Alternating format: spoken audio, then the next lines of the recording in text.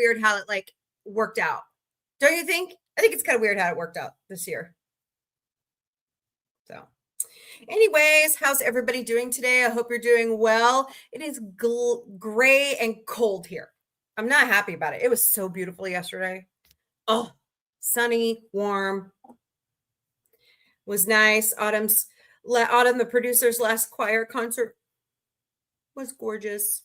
So we had a good time. My parents and Gorilla Man and Tony Man and co-host Vic, we all went together, and I'm sorry. It's just, I'm having a little rough time with this. I'm sure like a lot of parents do. She's my baby, you know? So, all right. Before we get into anything else further, hello, Wander. I'm just going to call you Wander. I hope that's okay. Don't forget to smash those hearts, smash that like button, share out the stream, and let's do just a little bit of housekeeping, shall we? Here at Sci-Fi Mombie and Sci-Fi Mombie Studios, we will never, ever personally DM you for donations. Not happening. So if you want to, there are 5 legitimate ways that you can donate to Sci-Fi Mombie. Otherwise, just smash those hearts, smash that like button, share out the stream. That's the best digital currency you could ever provide here. That's Sci-Fi Mombie. Sorry, guys. That was weird. Okay, anyways. So, but here are the 5 legitimate ways that you can donate to Sci-Fi Mombie. Buy us a cup of coffee at Ko-Fi, ko-fi.com/Sci-Fi Mombie. We have a creators platform over on throne.com/Sci-Fi Mombie. We have Patreon memberships. They're $3 a month. Go to patreon.com/user *lowercase u =8497235. We also have TikTok fan club memberships. They're $10 a month. Go to the live, go up to my name. There's a heart right beside it. Press the heart. That simple. And then, of course, we have a Venmo account. Search us at @SCIFIMOMBIE. Or if you're on all the other platforms besides TikTok, scan that QR code right there. Just notice something. Hold on. Oh, now it does it. Really, LinkedIn? Really? Okay.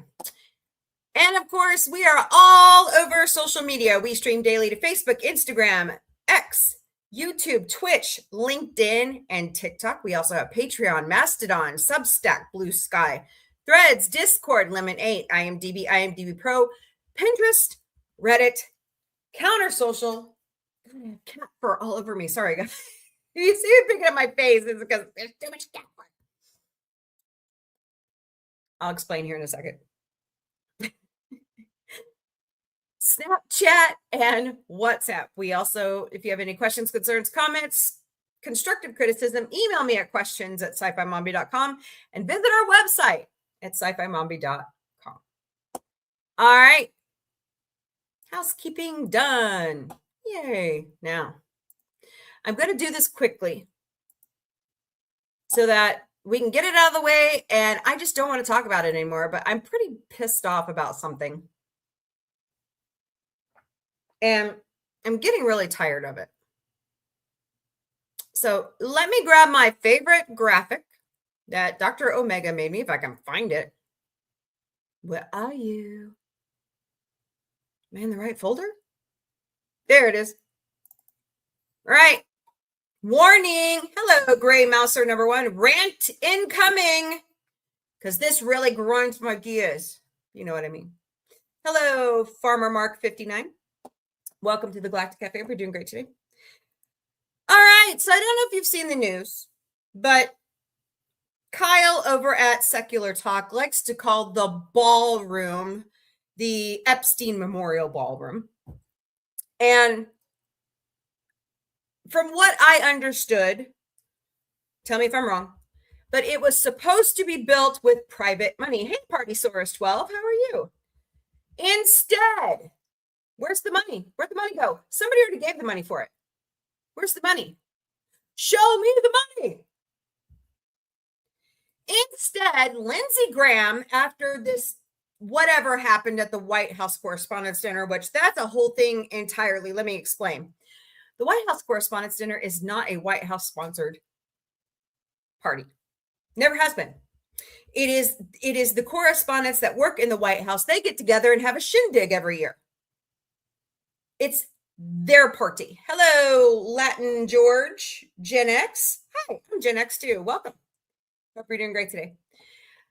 So, if they really like the president, they invite him or her. We don't have a her yet, but him, and they show up and have a good time. Well, our president has not wanted to show up until now. Why? Hello, unlikely traveler. How are you? Why does he want to show up now?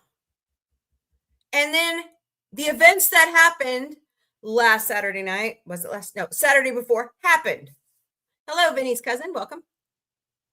Now, Lindsey Graham ran up to Capitol Hill with some other retrumplicants and with Chuck Grassley, who is older than dinosaurs, put out a bill asking for, are you ready? Are you sitting down? $1 billion. I shit you not, for this ballroom. Okay, guys, let me give you a little history. Okay, ready?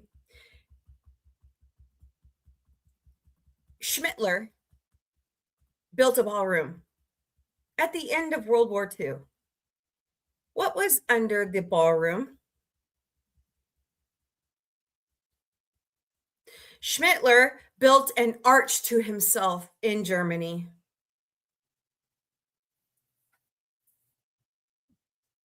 This arch that Tangerine Palpatine wants to build will impede our view, hello, Greg 2178, of Arlington Cemetery. I have been on the grounds of Arlington. That's hollow sacred ground that should never, ever, hello, Jesse J, that should never, ever, Deej, what's up? Be viewer impeded. Okay, put it somewhere else. Put the damn arch somewhere else. Okay, leave Arlington alone. But $1 billion when you just took away Medicaid and SNAP and other benefits and USAID, that money can go for good in the country, but instead we're going to use it for a stupid ballroom that's going to be gold foil plated. Why? Guys, we are so far in debt right now. You know what? If Elon Musk could turn it around, hello, author Crit Happen. If Elon Musk turned around and gave all his money to the government, who he's the biggest welfare queen on the planet, it would pay off a lot of our national debt. And then if you throw on Jeff Bezos and George Soros and who's the guy that does Berkshire Hathaway? If you throw in all this stuff, hello, Victoria, welcome, and Greg. Oh, thank you for following me, Greg. Appreciate it. If you throw in all this wealth, like they made Rockefeller, look, guys, we've been through this before. Okay? Guess when? Take a wild guess. Bueller, anyone? It was when oil first hit the scene. Because the billionaires of our country, hello, Apocalypse Farm, welcome. The billionaires of our country were buying up oil companies in monopolies. And that is when the strictest monopoly laws were put in place. Rockefeller, Carnegie, all these oil tycoons had to sell off their businesses to break the monopolies. And then in turn, they got stocks in the new companies. But guess what they did with that wealth? They didn't hold on to it. Carnegie himself built not millions, probably thousands of libraries across the country. We have one here in Springfield. Just me or nah? Welcome. Hope you're doing great today. They use the money for good. Rockefeller was a huge philanthropist. Hello, Jollyver G7. Welcome. I'm just at the point where I'm going, why are we being so damn greedy? Look, guys, I come from a Christian background. Okay. I was raised in a Christian house. We were raised Southern Baptist. We were always taught that the meek shall inherit the earth, and you give away all of your wealth to everybody. What is going on? Why are we not following that now? That's, look, my former church, well, I will not name, but if you know me, you know which one I went to, was a country club atmosphere. I couldn't take it anymore because I'm middle class. I work hard. Hello, Haverkamp. Welcome. It's good to see you. I am middle class. I honestly don't hold on to a lot of things. I also give a lot of money out of my paycheck at work. Hello, Luna Nova and Got Rat Tail. Welcome to the Galactic Café. We're doing great today. I'm just saying, why are we being so greedy and holding on to billions when you could give it away and make society beautiful? Not build grandiose ballrooms that are going to be bigger than the White House. Why? Okay, so get this, okay? Hello, washed out junkie. How are you? So get this, okay? The ballroom isn't even going to sit as many people as need to for future White House Correspondents' dinners. What? Are you shitting me? None of us are ever going to get an invitation to this said ballroom. Hey, Fred, what's up? Do you know who was also a great philanthropist, a certain Austrian painter? You mean Einstein? Hey, Michael, you got a Fraggle Rock cup? That's awesome. Sorry, I'm doing a little rant for a moment. Hold on. Hello, Big Girl Storm. Welcome to the Galactic Cafe. We're doing great today. I'm just saying, I don't want a ballroom. I want the East Wing put back right now. I don't give a damn about the effing bunker. Hello, Jimmy Nellens. Welcome. I don't care. Now, I care about presidential security, but I don't think a ballroom is going to keep him secure. Especially when my tax dollars are paying for it. Yes, you heard me. Your tax dollars, if you live in America, are going to pay for that damn ballroom. Now I see why Kyle over at Secular Talk calls it the E-Man Memorial Ballroom.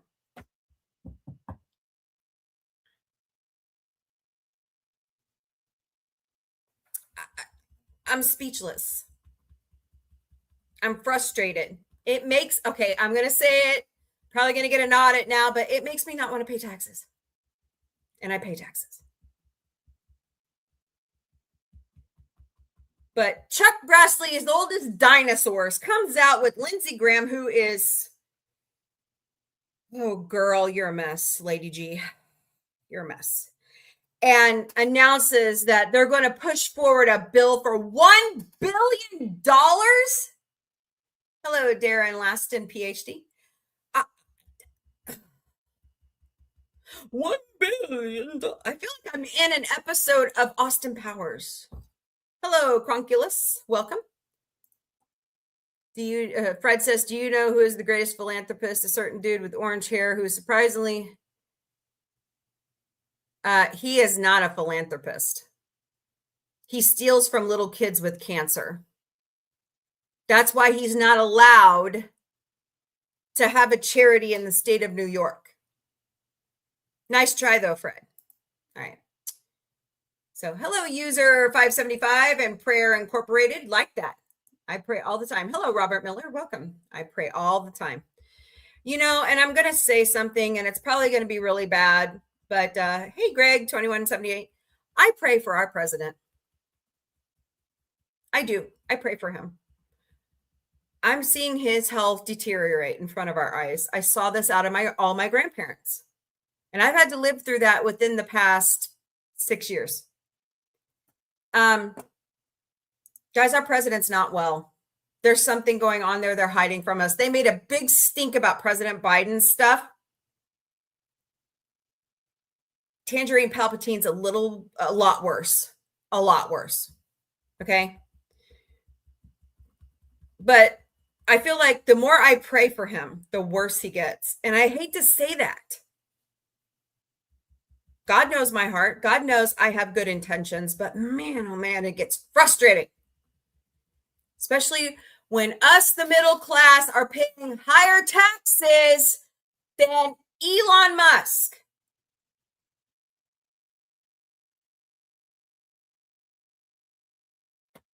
Guys, I shit you not. Missouri is getting ready to phase out income tax. Do you know what that means? They're going to have to impose a 20 to 30% sales tax on us to make up that $8 billion in revenue they're losing. My family works for Missouri State University. They don't just get money from tuition, they get money from the state of Missouri also. Hello, Aunt B, welcome. So, spare me. There's something wrong. Look, the Chinese had a good way of putting it. Yin and yang, right? The universe is out of kilter. I feel like we're living in Star Wars. I feel like we're living in the Upside Down. It just seems like the Sith have taken over.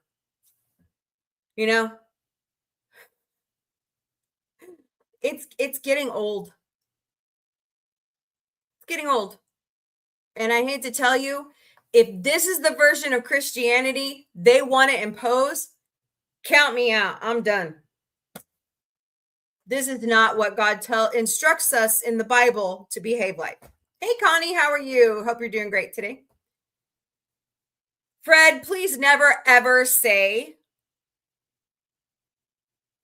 that Sweet Potato Shitler ever donates money. Yo, I agree. But you know what, Fred? We're all capitalist. So maybe Stewie's right. Come to the dark side. We have cookies. We all are capitalist in some way. I'm just saying I don't want a fucking ballroom.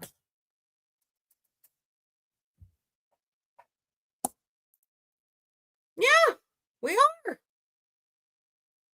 Were you hinting at Sweet Potato Schmittler? Just asking. You said a certain orange-haired person. We're all anarchists if you're buying products from the store. Think about it. We're all capitalists. Do you grow your own food? Do you have your own eggs? Do you have your own cow? Because if you don't, you're capitalist. So I had to get it off my chest. I'm done. I'm tired of this. We do not need a ballroom. We need a social safety net in the United States. Hello, Will. Welcome. Will, stand up. Welcome to the Galactic Café. We're doing great today. We need a social safety net. Seriously. I know children who their parents are in that gap where they're like right above the poverty line. They cannot get SNAP benefits. They cannot get free school lunch. They can't get anything. And those kids go to bed hungry. I was there once upon a time. Gorilla Man used to be disabled. Oh, let me tell you what they've done to Gorilla Man. So he got his student loans written off. His back is really fucked up and he's been working this whole time because we needed the money. And he had his student loans that were not incorporated into the spousal stupid consolidation I did written off. Guess what they did? They back billed it to him because he started working again. Yeah. Hello, user 950 and Eli draws. Ooh, what do you draw, Eli? I'm curious. But I'm just saying, be careful. We pay into the system. I do not pay into the system for a damn gold-plated ballroom. Screw the social safety net. Hey, I'm a hillbilly. Shut the up. I am not a MAGA hillbilly. Hell no. They're going to get my middle finger. Sci-fi art, fantasy stuff. Just made this. Oh, nice. Cool. I love sci-fi art. As you can see right here. That was drawn by Gieri over at Pop Culture Minefield. Yep. So awesome. I love comic books and stuff like that. The art in those is fantastic. Yes, I know I'm a weirdo. Oh, thank you, Eli. Thank you. Thank you. I'm going to have to stop over at your channel and see your art. I'll do that today. So cool. I'm always looking around. Thanks for stopping. Thanks for being here. Appreciate it. All right, rant over. Oh, Fred, I'm willing to give anybody the finger. Because the bird is the word. I couldn't help myself. My kids and I have been joking about that for a while. All right, don't forget to smash those hearts, smash that like button, share out the stream, please, and thank you. Welcome to the Galactic Café. I am April, the sci-fi Mombie. Normally, when we're here, we talk about sci-fi and other great pop culture. Today, I just saw that bill come over. I pay attention to that shit, and I was like, God, help us. So, where's my other pen? Don't you like it when your stuff disappears? All right, moving on. I've got more pop culture news for you today. We got a lot of birthdays. Birthdays. Hey, that's what she said. Welcome to the Galactic Cafe. I hope you're doing great today.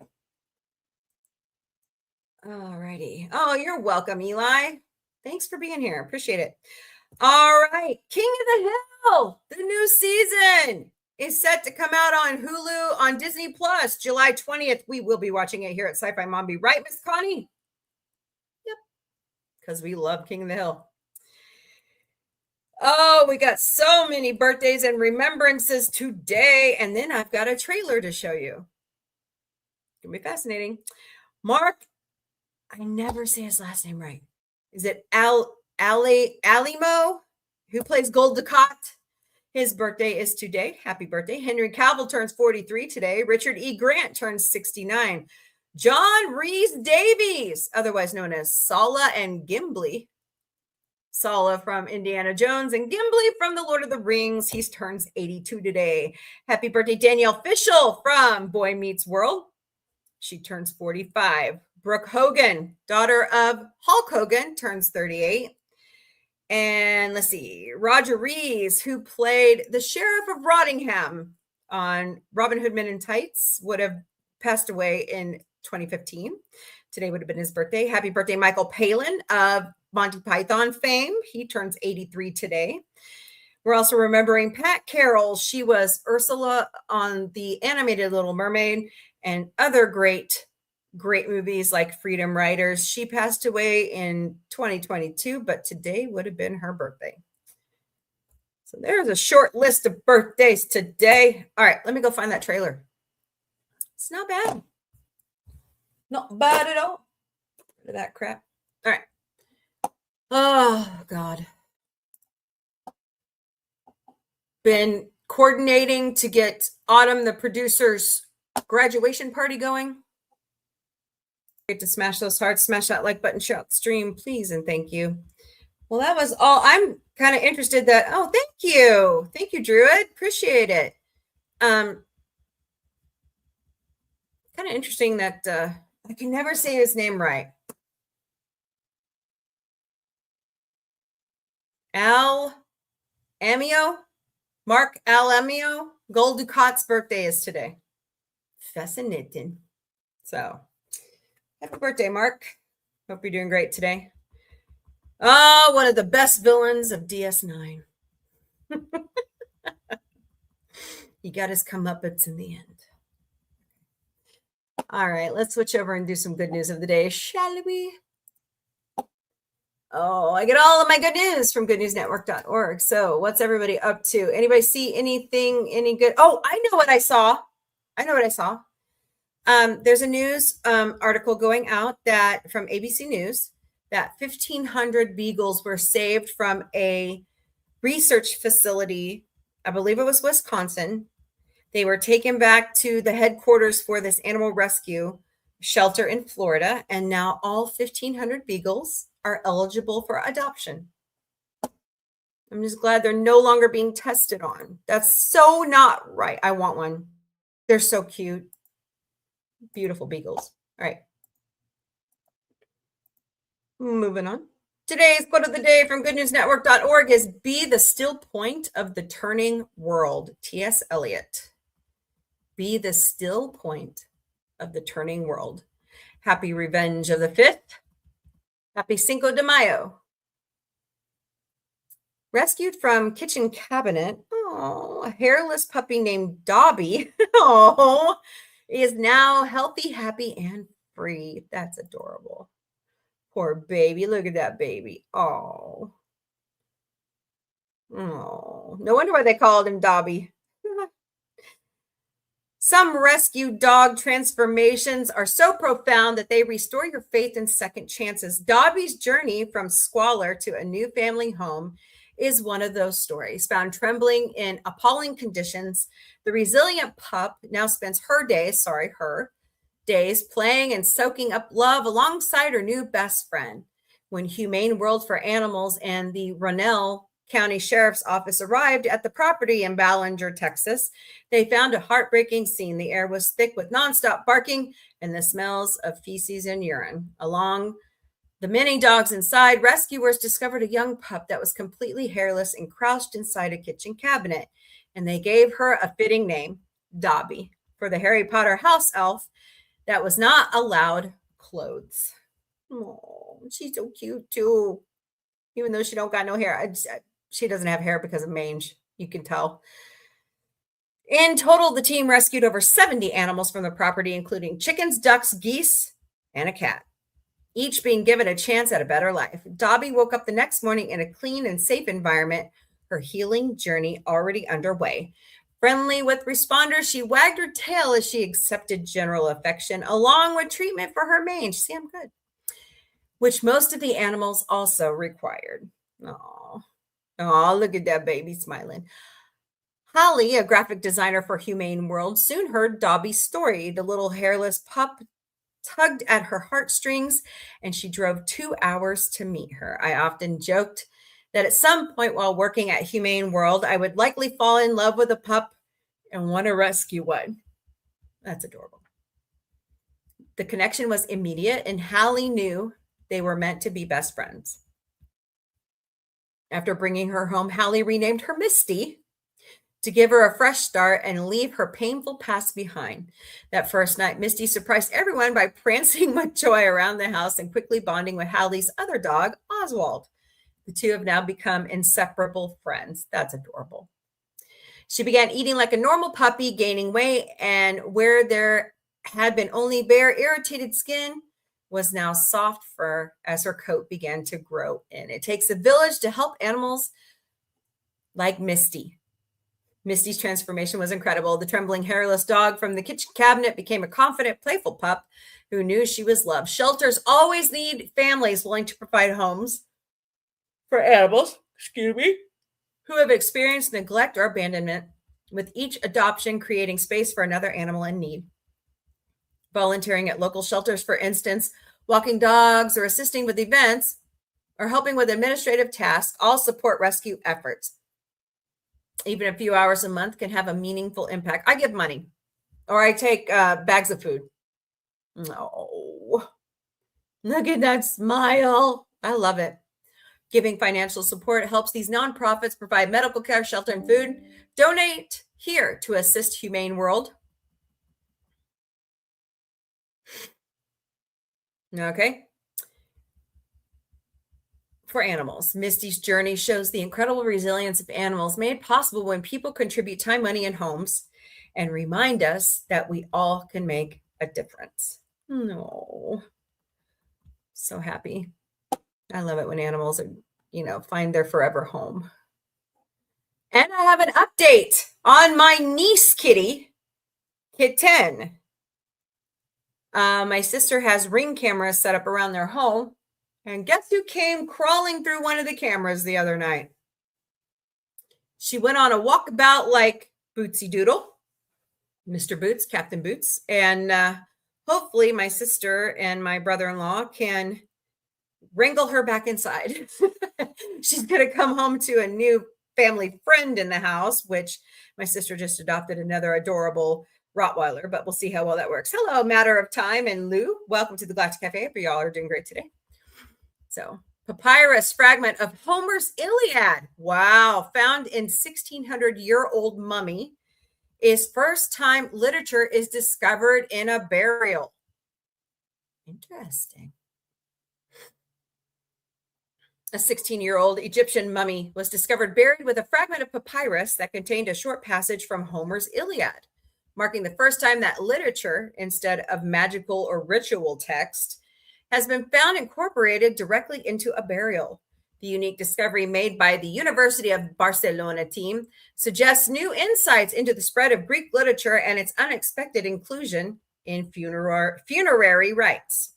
The papyrus containing the Iliad fragment was atop the abdomen of a mummy inside a Roman-era tomb, an ancient oxyrhynchus, oxyrhynchus, I think is how you say it, now known as the Egyptian town of I just figured out the other one. Albanasa. I think that's how you say it. The discovery is exceptional, according to the archaeology mission run by the university's Institute of Ancient Near East Studies, led by Mate Mascourt and Esther Pons. It is the first time. I do this all the time. It's the first time in the history of archaeology that a Greek literature text has been found deliberately incorporated into the mummification process. Several months ago, the team discovered the mummy in Tomb 65 of Sector 22, which featured an unusual element, a papyrus placed on the abdomen as part of the embalming ritual. The Oxyrhynchus mission had already documented papyri written in Greek in similar positions, but all contained magical or ritualistic content. A literary text such as the Iliad had never been found in this context. Fascinating.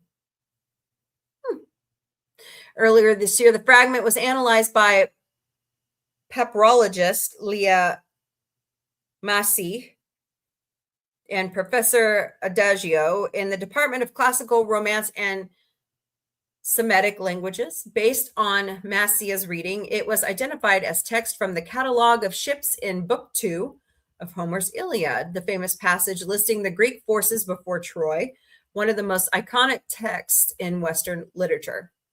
This is not the first time we have found Greek papyri bundled, sealed, and incorporated into the mummification process, but until now, their content was mainly magical, exclaimed Professor Adagio. Adego. Furthermore, it is worth noting that since the late 19th century, a huge number of papyri have been discovered at Oxyrhynchus, including Greek literary texts of great importance. But the real novelty is finding a literary papyrus in a funerary context. Neat. Well done. The discovery was made at the El Bahanasi necropolis. Wow. The Egyptian site identified with ancient Oxyrhynchus. I know I'm not saying that right. One of the most important cities of Greco-Roman Egypt, located approximately 190 kilometers south of Cairo, next to the branch of the Nile known as Bar Yusuf. There, the important necropolis was in use for over 1,000 years. The excavation was revealed as funerary complex comprising 3 limestone chambers in the Roman era mummies, and decorated wooden sarcophagi were found, many of them in a state of disrepair due to past looting. Oh, that's terrible. Based on its findings, the University Archaeological Mission, launched in 1992, will be conducting a number of lectures in Barcelona through May 11th to share the new discovery, the first time a Greek literary text has been found inside a mummy. Cool. What do y'all think about that? I mean, literature is going to show up from time to time, but I wasn't understanding how old the mummy was, I guess.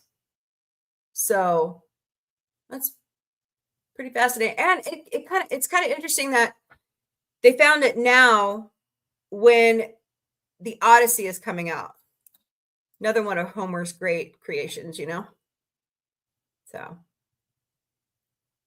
learn something new every day. All right, what's this?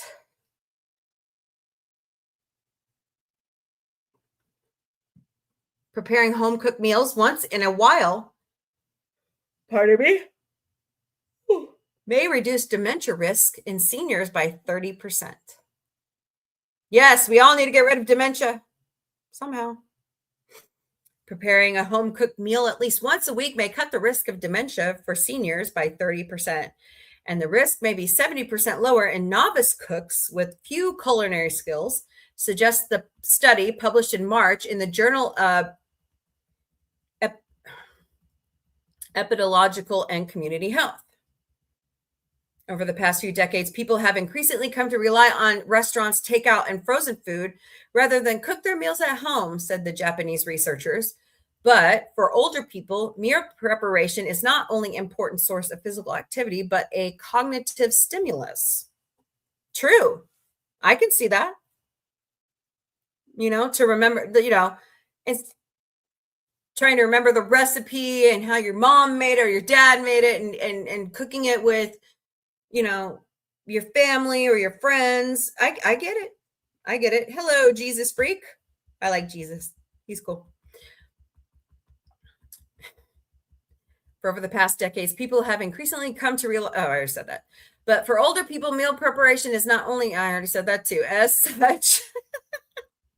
They wanted to find out if the frequency of home cooking might be associated with the incidence of dementia, as if this might depend on the level of cooking skill. They analyzed 10,978 participants aged 65 and older from the Japanese Gerontological Evaluation Study, whose cognitive health was tracked for 6 years up to 2022. 20% of the participants were over 80, with more than half retired, and 50% were women. A third had a fewer than 9 years education, and 40% had an annual income of less than $12,500 or 10,000 euros. Participants filled in questionnaires on how often they cooked meals from scratch at home, ranging from never to more than 5 times a week, as well as the extent of their culinary competence. This was assessed on 7 skills, ranging from the inability to peel fruit and vegetables to the inability to make stews. Around half the participants cooked at least 5 times a week, while more than a quarter didn't. Women and those who were experienced cooks tend to cook more meals at home than men, and more often than inexperienced cooks. Cases of dementia were defined as functionally significant cognitive impairment requiring care. Analysis of the data showed the greater cooking frequency was associated with a lower risk of dementia in men and women, but differed, according to the extent of culinary competency. Cooking from scratch at least once a week was associated with a 23% lower risk of dementia in men and 27% lower risk in women than cooking less than once a week. And for those with few cooking skills, cooking a meal from scratch at least once a week was associated with a 67% reduction in the risk of dementia. That's great. While a high degree of culinary competence was associated with lower risk of dementia, the number of cooking sessions per week didn't reduce the risk of dementia further. So knowledge is power. Hello, Joel KC788. Welcome to the Galactic Café. Knowledge is power. These findings held true after accounting for potential influencing factors such as lifestyle, household income, and years of education, and they were independent of other activities positively associated with cognitive reserve, such as crafting, volunteering, and gardening. I can see, gardening and cooking go hand in hand. Yeah. This is an observational study, and as such, no firm conclusions can be drawn about cause and effect. Also notable, cases of mild dementia were not included, and the classification of cooking skills may not have differentiated between those cooking simple meals because they didn't like cooking and those unable to cook. Findings may not apply worldwide because the exact food eaten and how it is prepared varies from culture to culture. That's true. Nevertheless, they concluded creating an environment where people could cook meals when they are older may be important for the prevention of dementia. Now, this is where they should take this study and then do genetic analysis of all the people they followed to see what families had the higher risk of dementia and if it was actually helping reduce it in those families. I think that'd be a fantastic study. Well done. Well done. Cook more. Get out there. Take a cooking class. Go get a new cookbook, especially if you're older. Hey, I just started learning to cook better myself in the past 4 years because I had relied on somebody else to cook for me because he's a chef or he was trained to be a chef. So it's worth it. All right, more good news on this day. Revenge of the 5th or Cinco de Mayo. Hello. V Tyler 35. Welcome to the Galactic Cafe. Hope you're doing great today. What is going on with my Tiki Talk? Hold on. Oh, please. All right, let's try this again. There we go. What in the world? What in the world? All right, reshare that bad boy out. Okay. 105 years ago today, Coco Chanel debuted her number 5 perfume as revolutionary a fashion fragrance as was ever made, smelling unlike anything that until then had been sold and hoping to appeal to the freewheeling flapper culture of the 1920s. The glass bottle, rather than appearing as an over-elaborate crystal vial, was inspired by a whiskey decanter. Andy Warhol chose to commemorate its iconic status in the mid-1980s with his pop art silk screened ad, Chanel. Created in 1921. Does look like a whiskey decanter. Yeah. Chanel had been followed somewhat by the number 5 throughout her life, or at least she felt that way. The paths that led Chanel to the cathedral at the nunnery where she came of age from 12 years old were laid out in circular patterns repeating the number 5. And she found that 5 repeated itself in the environment in rock gardens and cloisters. When given a selection of bottles, the one which eventually became the famous Chanel number 5 happened to be the 5th one. I presented my dress collection on the 5th of May, the 5th month of the year.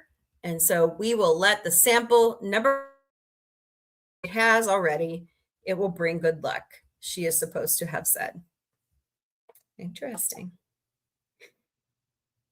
More good news on this day. Cy Young of the Boston Americans threw the first perfect game in the modern era of baseball, pitching against the Philadelphia Athletics at the Huntington Avenue grounds. That was 1904.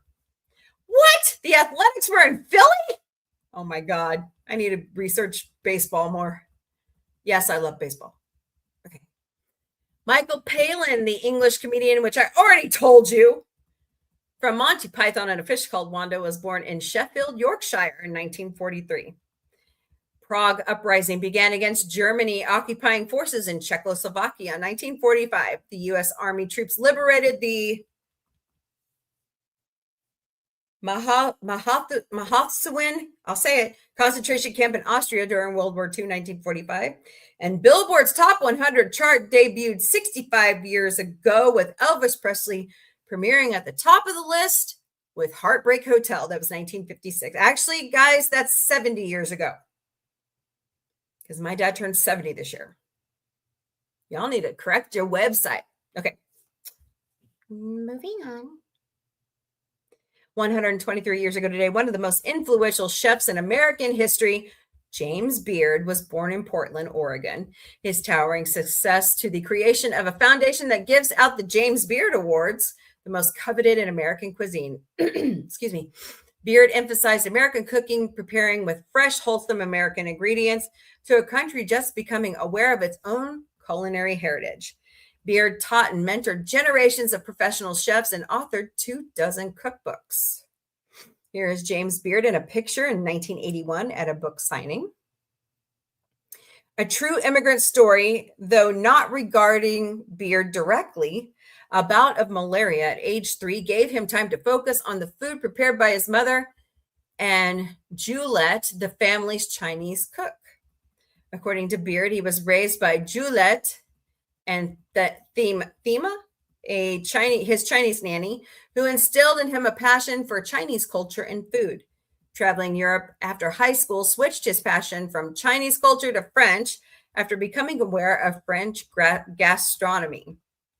And the rest, they say, is history, as the following 50 years saw James Beard gradually become one of the most respected food personalities in the country by combining the tradition of French cuisine with the multiculturalism and boundless enthusiasm of the American people.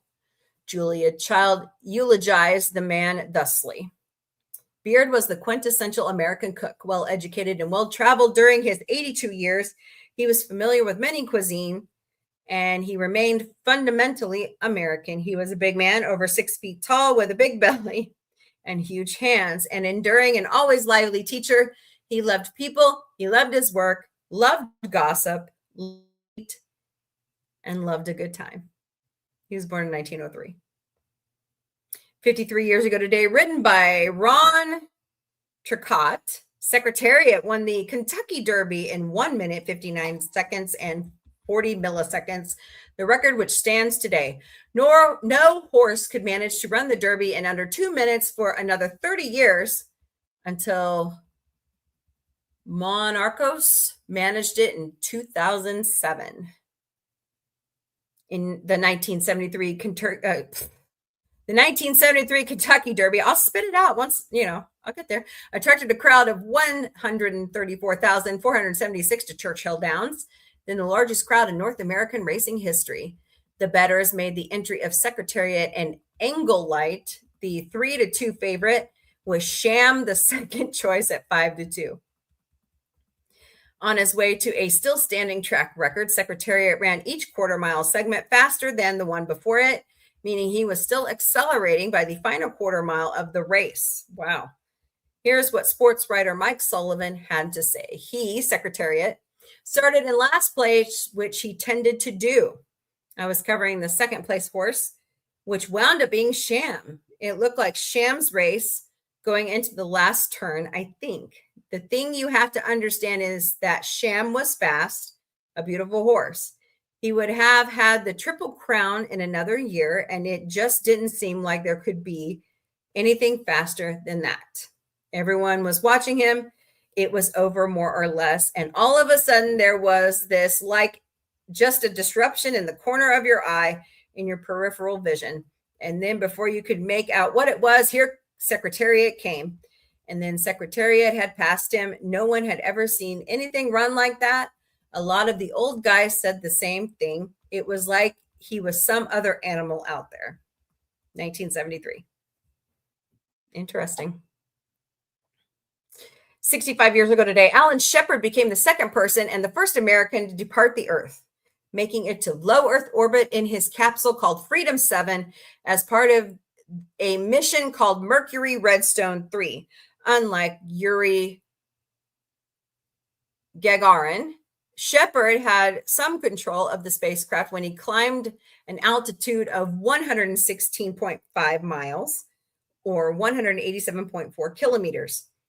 On the day of, the astronaut to be woke at 1:10 and had breakfast consisting of orange juice, a filet mignon wrapped in bacon, and a scrambled egg with his backup, John Glenn. After waiting in the capsule on the launch pad for 2 hours, he had to pee in his suit. No artificial bladder. Oh my God. Yuck. The whole flight was done in a urine-soaked base layer. Yeah.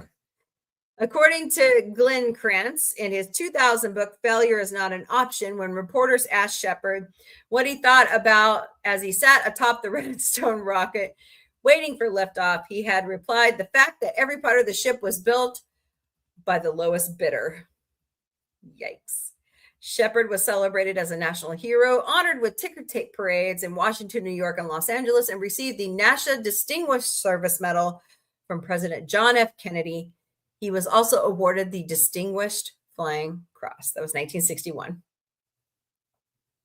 135 years ago today, Carnegie Hall held its grand opening. Carnegie! Hello, Newt News. Carnegie! We were just talking about that.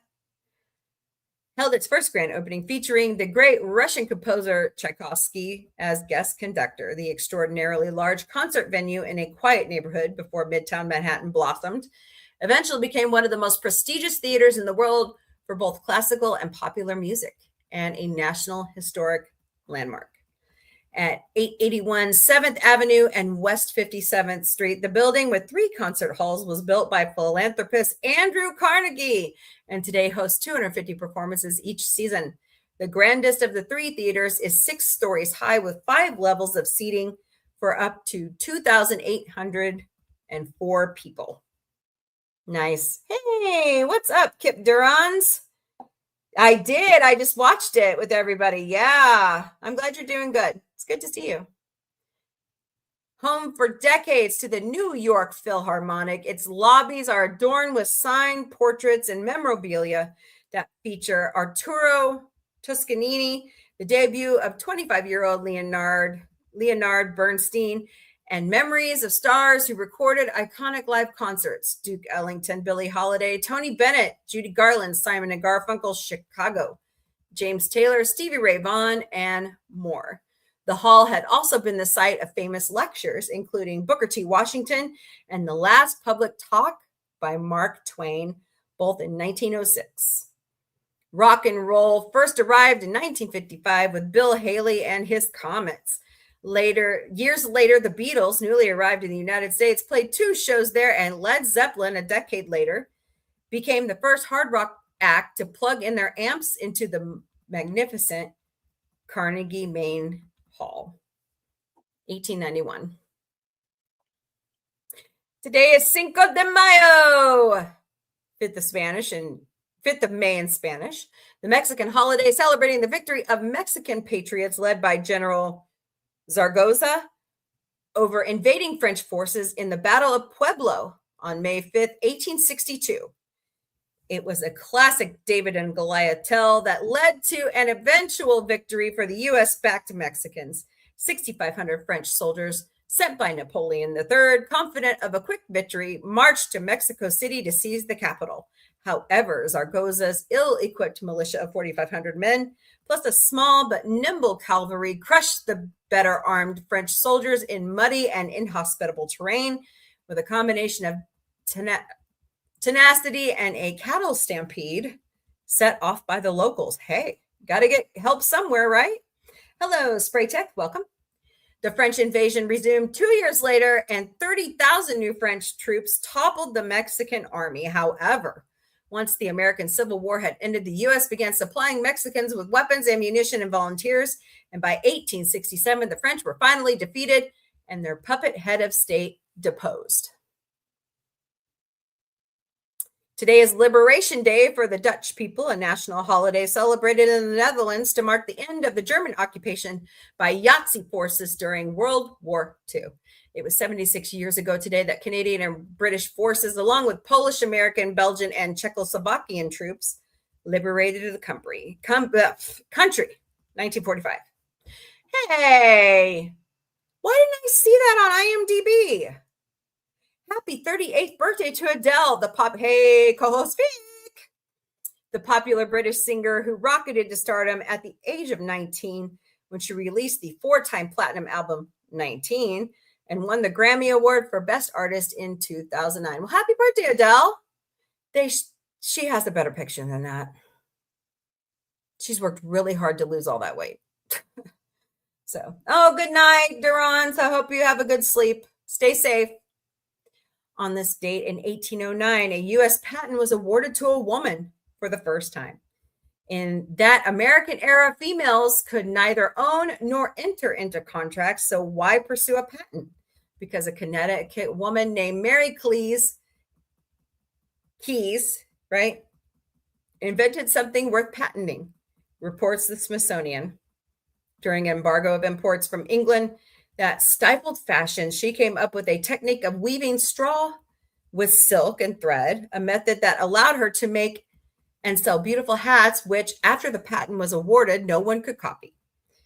The polished bonnets became a huge fad, and President James Madison signed Keyes' patent, while First Lady Dolly Madison loved the idea of furthering women in industry, so said hats off. Nice. All right, well, there's your good news of the day. Tell me what you think about that in the chats. Fascinating. Yep, we saw the new Evil Dead trailer. That looks good. I haven't seen some of the other movies, so I got a lot of stuff to watch. A lot of stuff to watch. Wait, who's that? Hello. Mecca Heiny Ho. Welcome to the Galactic Café. I hope you're doing great today. Mecca Lecca Hi, Mecca Heiny Ho. It does, yeah. I think that's going to be glorious. All right.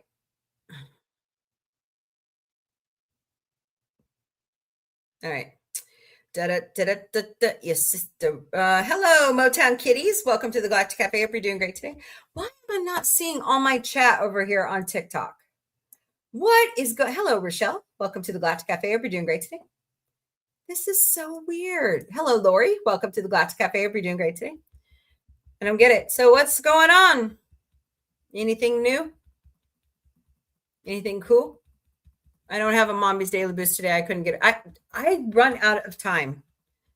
Like, things have been steady at work, so like it's hard to get it done. Hello, Earth Citizen 23. Welcome.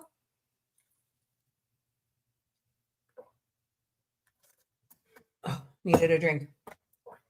So yes, I kicked Diet Coke again. You should be very proud. It's getting harder and harder. No, honestly, I need to. Some reason when I drink Diet Coke, I don't know what it is. I don't know if it's the aspartame or what, but I just hurt. I don't like hurting.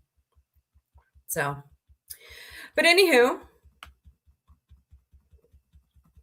I haven't been watching Daredevil. I need to get caught up on Daredevil. I'm up to date on Hacks. I really like that show. I'm sad that it's ending. The Boys is ending soon. I think, let me see. Let me go look at Instagram. I believe they said May 19th. No, I said Instagram, stupid. Okay. Oh, God. Hold, please.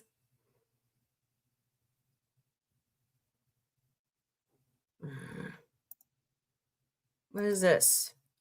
Newport Beach TV Fest. Seth MacFarlane set for Maverick Award. Live episode of Awards Chatter podcast. Nice. Congratulations, Seth. Glorious. Oh, dear God. Why do I pay attention to people's stupid Instagrams? Maybe I should start working out and film it. Just saying. No, I would never do that. I don't want to break the camera.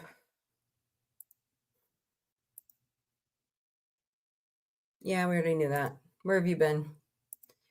Oh, go there. Oh, Met Gala crap. I don't know, guys. It's just the older I get, it just seems like the Met Gala is so boring. Is that just me? Am I just a weirdo? What? Wait a minute. Hold on. I just found something. Seth MacFarlane shares his adult animation Mount Rushmore with us. Do you think his list is on point? All right. Well, let's hear it, shall we?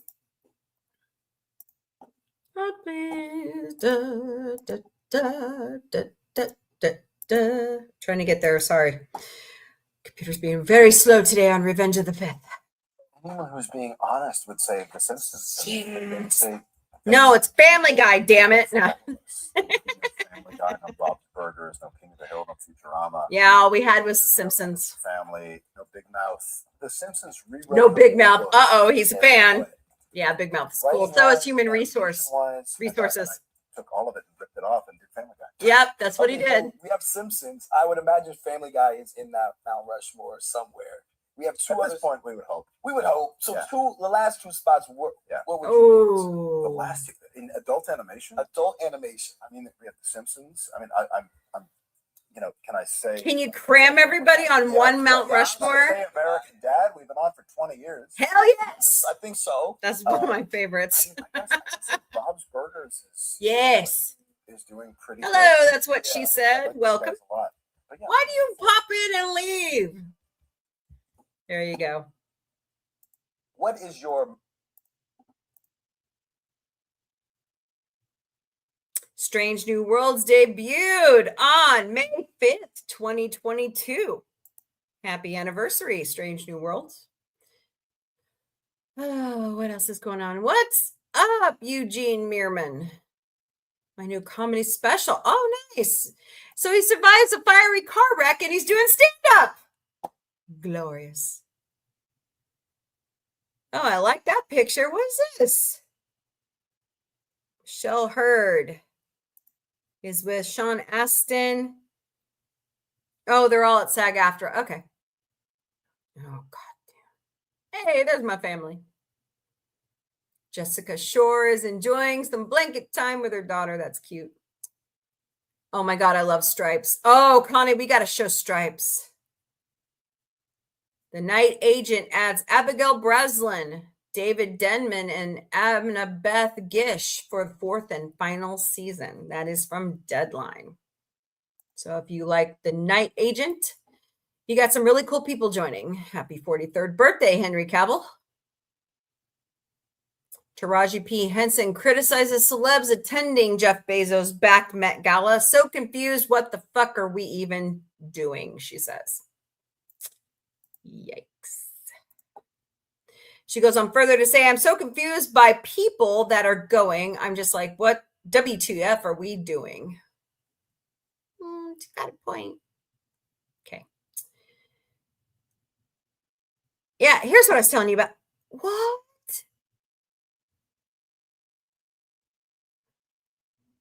Wait, what?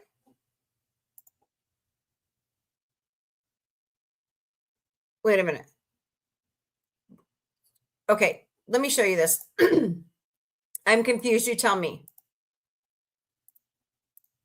The way it's kind of written, it kind of confuses me. Okay, it says, this is Lad Bible. It says, American Rescue Group confirms 1,500 beagles saved from testing facility backed by Ricky Gervais. Does that mean he gave them money to help rescue them? That's what I'm thinking. Hello. Call me Jake79. Welcome to the Galactic Café. We're doing great today.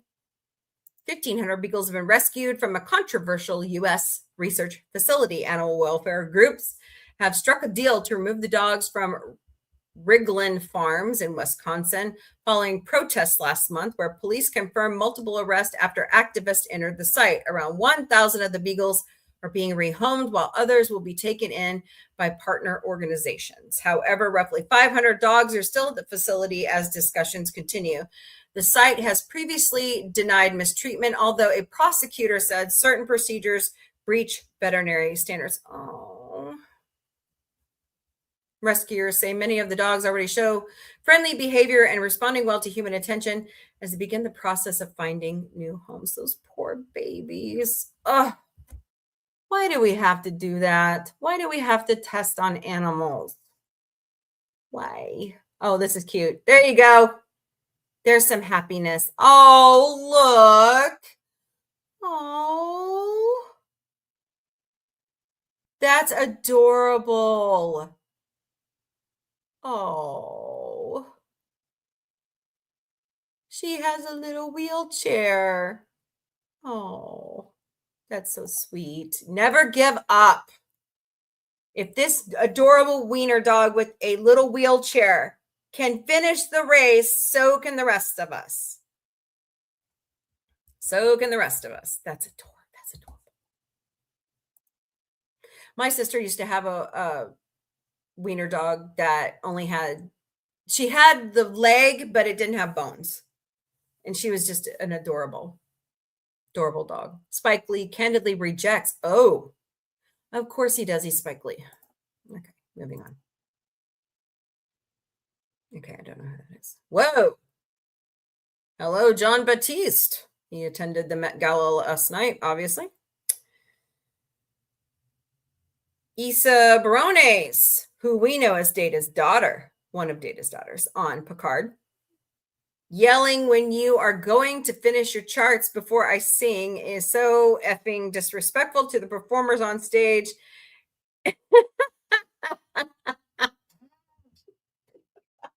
Glorious. Okay, let me give you some background. Okay, so she's on the pit right now as Dr. Santos, and Dr. Santos never finishes her charts. So when she's performing wherever she's at, people are heckling her. Did you finish your charts yet? She just thinks that's so rude, which, yeah, it is. It's rude. Come on, people. Don't forget, they're playing characters written by other people. Okay? All right. Too funny. Oh. Interesting.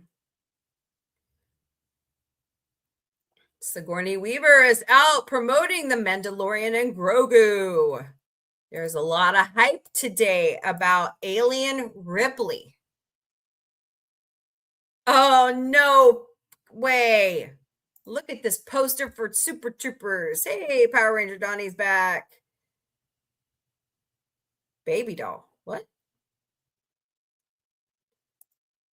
I enjoyed Issa on Picard, yet I love season 3 more. Yeah, I know.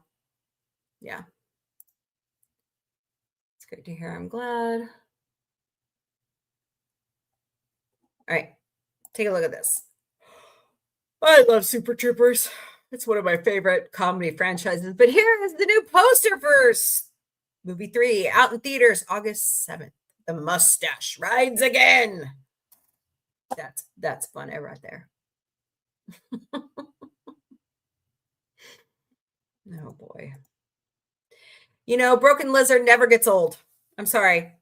It's kind of like Mel Brooks, the Farrelly brothers. You know, that comedy never gets old. So I would say Fuzzy Door, but I was saving the best for last. Whoa. That is a cool lightsaber. All right. Oh, Jesus. Dude, she looked okay. Orlando, I don't know what to tell you. Orlando Bloom. Oh, if you're curious, Mick Jagger, Keith Richards, and Ronnie Wood will be on The Tonight Show May 6th, 7th, and 13th. So tune in to watch. Nighttime microphysics?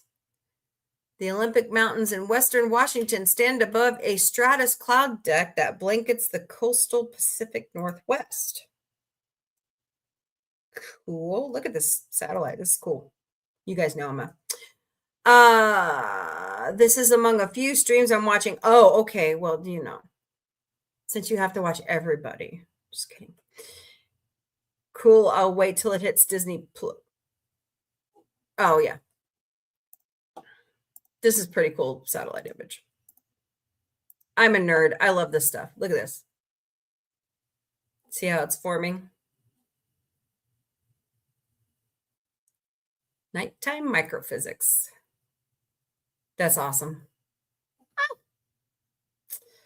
New images from the Odyssey. Check gas prices in the country. Yes, they're up high. Oh, look at the puppy's toes.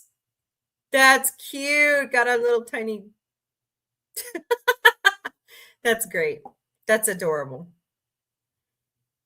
Horse practicing his jumps. That's cute. Cute, cute, cute.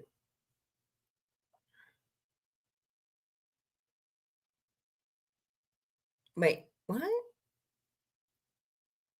Oh, NCI, yeah. Okay. Okay, The Boys series finale to hit theaters in 4DX, May 19th. Check your local theater if they're carrying it.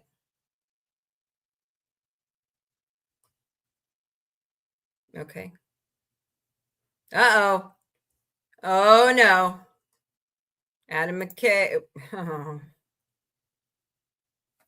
That's scary thought. Joel McHale is on Dropping Names with Brent and Johnny. Maybe it only works for professionals, you know, people that were on a Star Trek series. Okay, fine. Let me try it. Computer, end program. Oh my gosh, this is sad. Not even the professionals can do it. Computer, end program.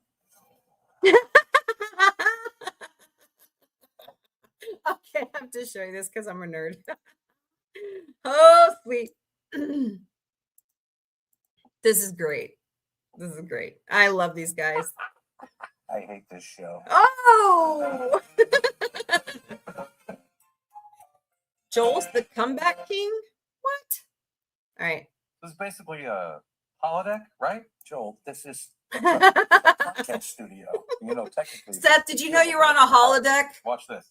Watch this. How about a Start simulator? with the communicator. Environmental simulator. Computer and program? Shocking. Maybe it only works for Computer and professionals, program. you know, people that were on a Star Trek series. Okay, fine. Let me Hello, B. Welcome to the Galactic Café. We're doing great Computer. today. end program. Oh my gosh. This Go, is Data, not go! professional. Go, Data, go! End program. Oh! Hey, where did Kevin Kline go? Uh-oh. I hate this show. Whoa! Love those guys. I got to meet him. Hello, James and Intercity. Welcome to the Galactic Cafe. We all are doing great today.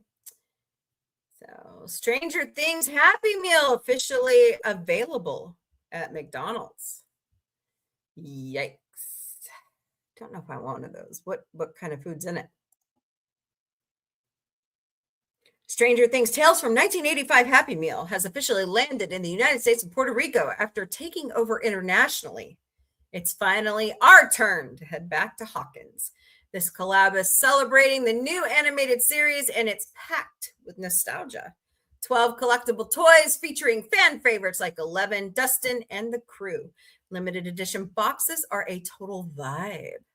Hawkins Investigators Club. Scan the QR code on the box to unlock an exclusive interactive digital game. The gate to the Upside Down is open at your local McDonald's right now. Cool. So when's the Grimace meal coming to America?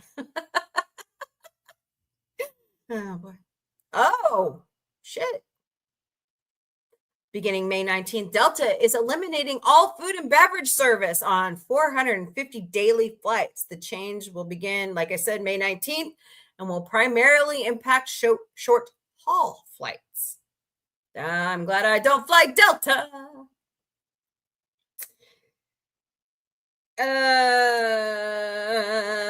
Okay, they're not offering this stuff under flights under 349 miles. The changes are expected to affect around 450 daily flights, including short routes like Los Angeles to San Francisco. Oh my God. Knoxville. Really? Jackass. New movie. Jackass Best and Last hits theaters June 26th. Okay, you ready? Here's something weird. He's got, I think I've seen it all, and then they up the bar. Yeah. Yikes. Johnny's getting too much happiness out of this one. By the way, he's gone fully gray. It's kind of weird. Jackass Best and Last, June 26th. Ooh, A Quiet Place Part 3 is set to film this spring, according to Collider. John Krasinski has confirmed that filming begins within weeks, officially kicking off production on what he's always envisioned as the final chapter of the Abbott family story. Returning cast members include his beautiful wife, Emily Blunt, Millicent Simmons, Noah Jupe, Cillian Murphy. I thought Cillian Murphy died. Alongside new additions like Jack O'Connell, Katie O'Brien, and Jason Clarke.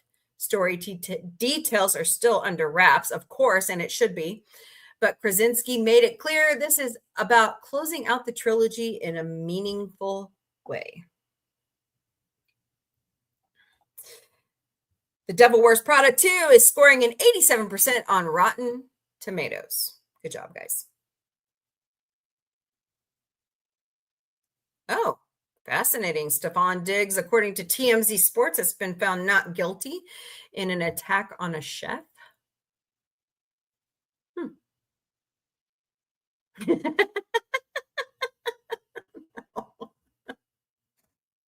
No, do we have to make a movie about that?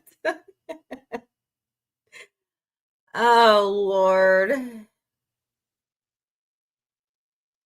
So it looks like Eric Andre and John Cena are in a new movie where they say it's called Little Brother. It's kind of like What About Bob Meets Parasite. So watch for that one. I'm not going to read you the first part of it. What the Flagnard? Who's calling?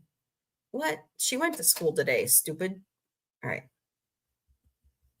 Hello, Jojo0314. Welcome to the Galactic Café. We're doing great today. Over on TikTok. Oh, wow. Now that's an experience I would like to have down at Cosmodalis. Interesting. Oh. 3 people are unalived in a monster truck crash in Colombia, the country. Not good.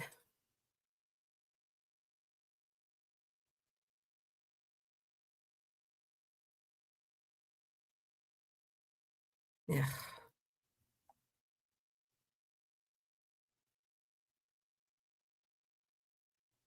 Jamie Lynn Sigler was on The View this morning talking about her multiple sclerosis diagnosis. Yeah, she hid it for a very long time. What's up, Bella Thorne?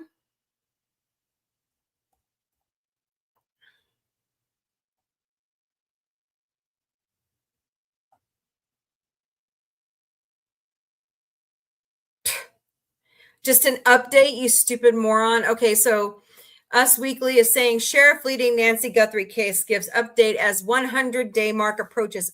Dude, update? No, we need it like solved. God, poor family. Oh yeah, by the way, McDonald's is removing all their self-serve fountains. So watch for that. Bad Bunny went like an old man last night at the Met Gala. That was interesting. John Williams.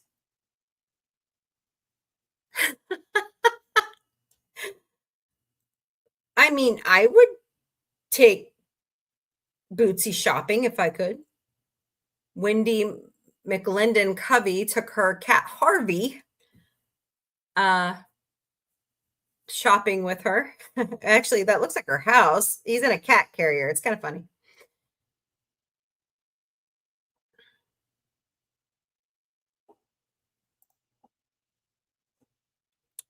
Really? Well, she's a beautiful Van Patten. Have you guys seen this? Euphoria's newest character comes from one of Hollywood's oldest families. Anna Van Patten is stepping into the spotlight with her debut on Euphoria, continuing a long Hollywood legacy that traces back to her uncle, Dick Van Patten, of 8 is Enough. Despite her family history in television, her latest role marks a bold contrast as she plays Kitty, a stripper whose storyline adds another intense layer to the show's already provocative narrative. Wow. The daughter of acclaimed director Tim Van Patten. Fascinating. Oh, wow. I like some of the Star Wars gear.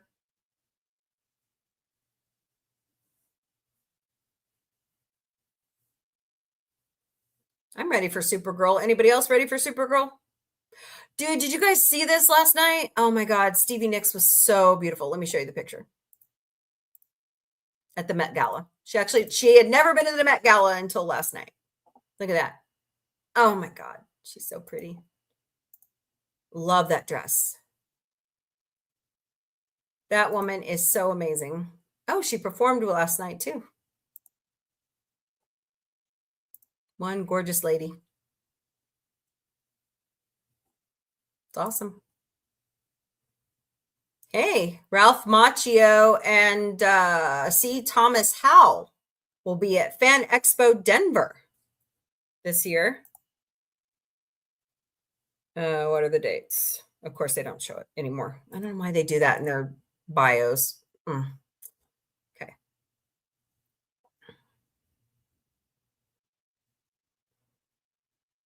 Wow. This is Nielsen ratings reveals Andor as the most streamed Star Wars title on Disney Plus. Oh.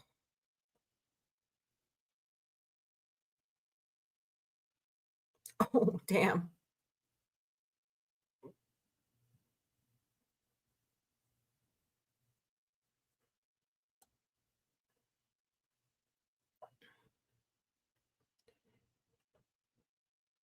Wow, he's played a lot of characters on Star Trek. Let me show you. Mark Alamino. I think that's how you say it. Look at this. Of course, we know him as Gul Dukat. He's played a Romulan. I forgot what this species is called. A Cardassian. Bajoran. Wow. Good for him. Okay, don't know who that is. No, look at those ears. This is Gemini. She was flying away. Don't clip her ears. They're so cute. Ariana Grande reveals 2 alternative pedal album covers. Nice. Paul Walter Hauser gets a cameo from me for Mom. Cool. He's doing cameos. That's awesome. C. Thomas Howell, Fan Expo, Denver. Okay. All right. So, Robbie Malik on the Met Gala. Okay, cool. I'm really not impressed. I really don't care. Cinco de Mayo be with you. Thank you, Egotastic Fun Time.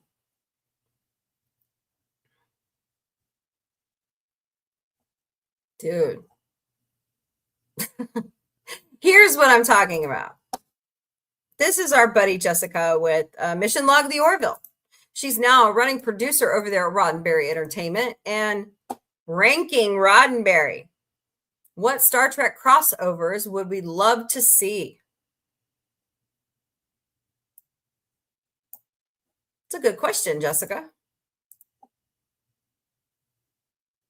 What franchise would you love to see Starfleet land in? Let us know in the comments.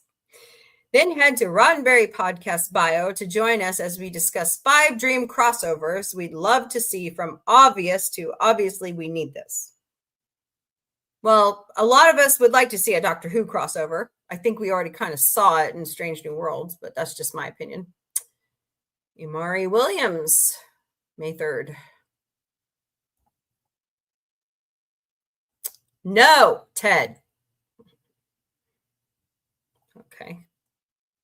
Sabrina Carpenter showed up last night wearing film. Yes. Ladies and gentlemen. Film. Wait, what? Okay. HBO and House of the Dragon. Yeah, very divided realm. Yikes. Looks good.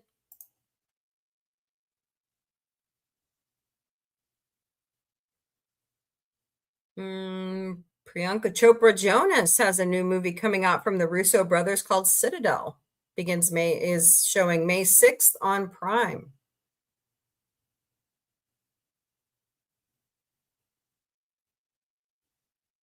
What? Cool. Okay.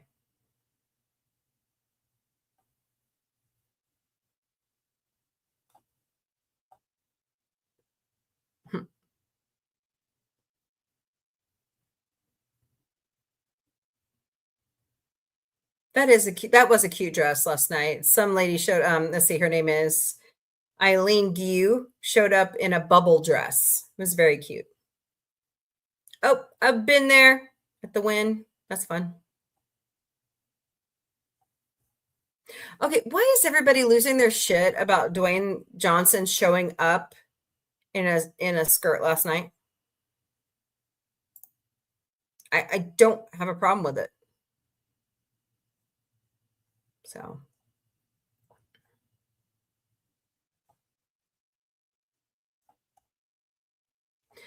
all right. Anybody else got anything they want to chat about before we close it up for the day?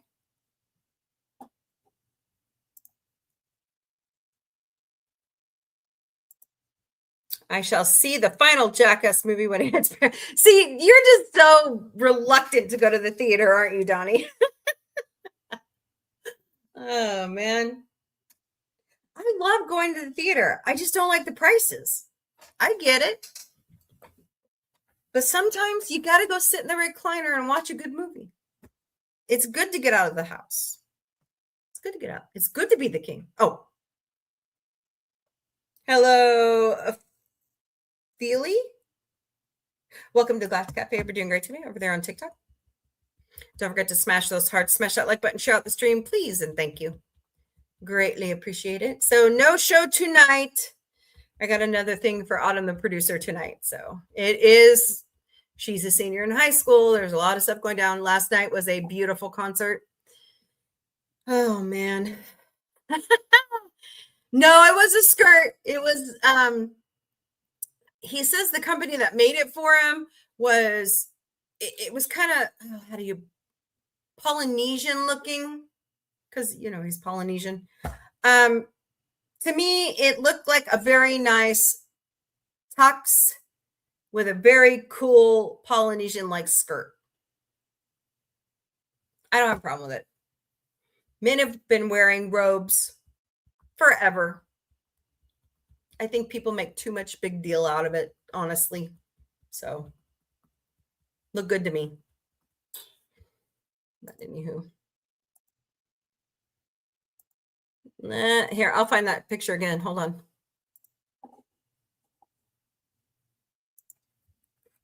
Oh, I can just do it this way.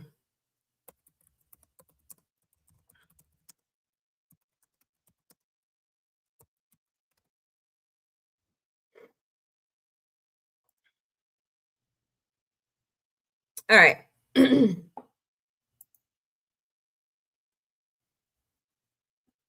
you go, Penny. I think it looks fine. It's kind of pleated at the top, pleated at the bottom. And then it's a normal kind of tuxedo. I don't see what's wrong with it. I like it. I think more men need to be secure in their masculinity, honestly, instead of doing toxic masculinity. Hey, I wore a kilt for a year. I loved it. I miss wearing a kilt, honestly. But I don't like to dress up. So, but it was fun performing in a kilt, that's for sure. I don't miss that at all. Emma Chamberlain's dress was beautiful. Have you seen this? Look at this dress. Gorgeous. She looks like a piece of art.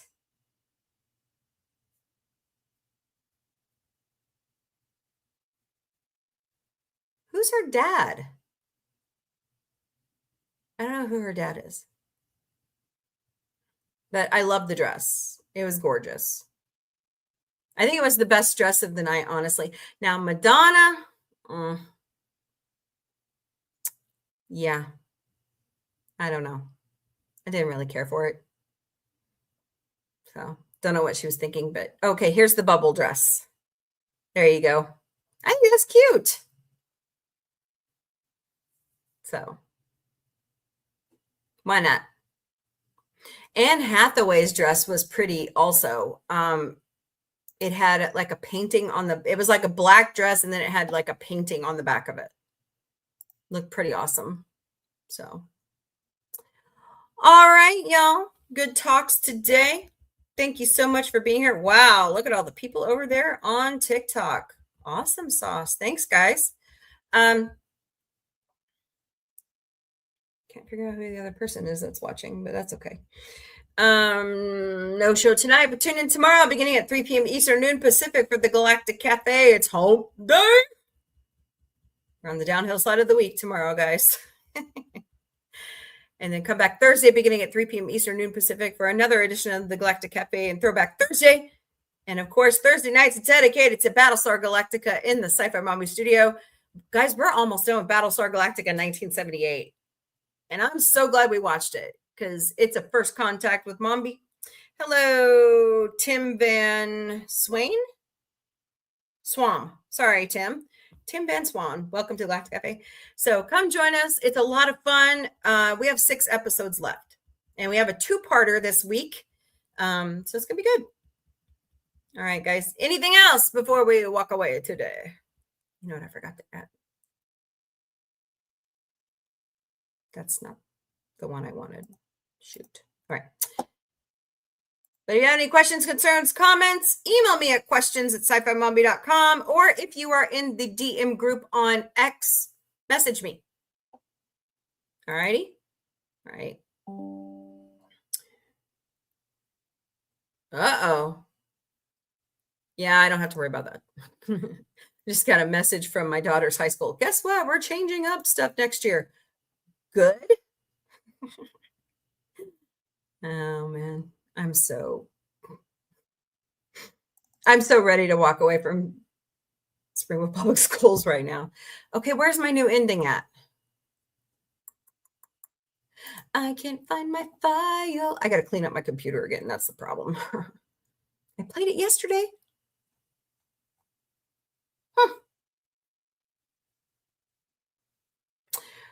Weird. Oh, it's here. All right. All right, guys. Have a wonderful evening. Thank you. Connie Cleary, Power Ranger Donnie, Penny, Fred. Was it Michael? Was it Michael Morris? Oh, shoot. Hold on. Go back up to the top. Yep, Michael Morris. Fred, be nice to the EU president. Come on. Prime Minister, whatever we call her. It's not easy running that job. Okay. Later, y'all. Thank you so much. See you tomorrow. All right, guys. Have a wonderful evening. Stay warm if you're in the Midwest. Mother Nature, could you please take your Prozac? Thank you.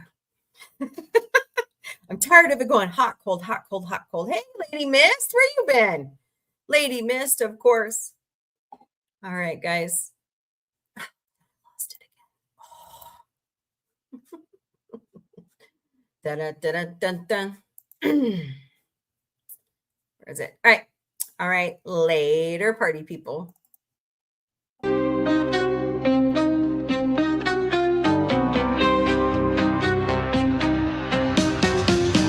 Beaming through the cosmic haze, lights flash in neon blaze, retro rockets start to soar. Sci-fi Mombie wants much more. Sci-fi Mombie breaking through the screen, chasing dreams in a technicolor scene. Warp drive set, let's explore the stars. Sci-fi Mombie, no matter where you are. Beats and signals hum. Space age stories, here they come. With quirky charm and cosmic flair. Sci-fi Mombies everywhere. Ray guns pop and galaxies twirl. Mombie's mind is out of this world. Sci-fi vibes that never get old. Welcome to the future, bold. Sci-fi Mombie breaking through the screen. Chasing dreams in a technicolor scene. Warp drive set, let's explore the stars. Sci-fi Mombie, no matter where you are.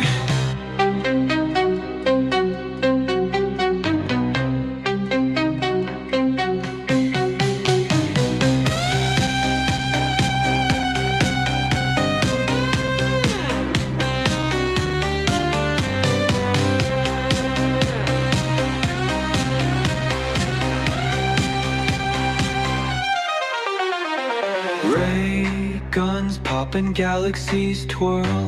Mombie's mind is out of this world. Sci-fi vibes that never get old. Welcome to the future, bold. Sci-fi Mombie breaking through the screen. Chasing dreams in a technicolor scene. Warp drive set, let's explore the stars.